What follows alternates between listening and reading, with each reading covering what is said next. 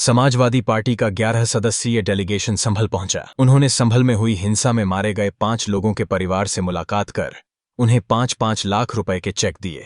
इस दौरान संभल के सपा सांसद जियाउर रहमान बर्क ने कहा, देखिए, जो घटना हुई है यकीनन उससे सिर्फ संभल नहीं पूरा प्रदेश और देश शर्मसार हुआ है। जो इस प्रकार की घटना यहाँ संभल में अंजाम दी गई है, और ये हकीकत है कि संभल अति संवेदनशील जगह रही है और यहाँ पर पहले जरूर आपस में लोगों का इख्तलाफ था, झगड़े थे, लेकिन ये भी एक हकीकत है कि 29 साल से यहाँ पे कोई हिंदू मुसलमान का कोई फसाद नहीं हुआ है। लोग सुकून से रह रहे हैं। इस सुकून को आग लगाई गई है और ये भी सच है, हमारे 5 लोगों की जान ली गई है।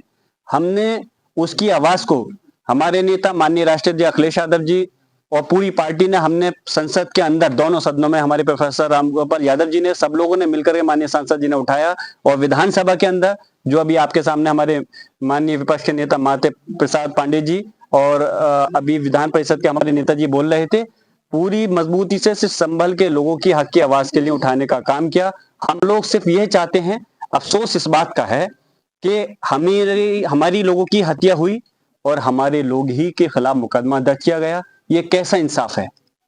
लेकिन हम संविधान पर यकीन करते हैं और इस संविधान को मानते हैं और हमारा न्यायालय पर पूरा भरोसा कायम है। हमें उम्मीद है कि अगर हमें पुलिस प्रशासन से, शासन से अगर हमें इंसाफ नहीं मिलेगा तो न्यायालय से हमें इंसाफ जरूर मिलेगा।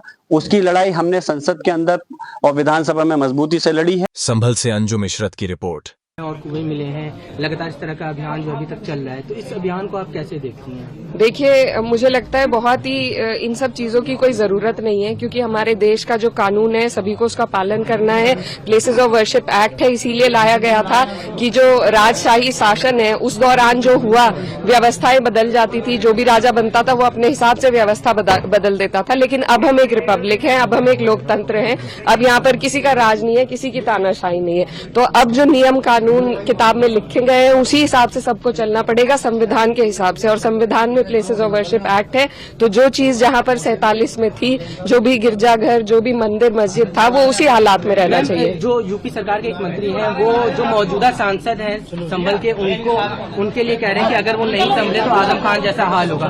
देखिए, लगातार इसी तरीके से थ्रेट देने का काम खासतौर पर राज्य सरकार कर रही है। जो विपक्ष के नेता है उन पर झूठी कार्रवाई की जा रही है, तो ये इनकी नीति रही है।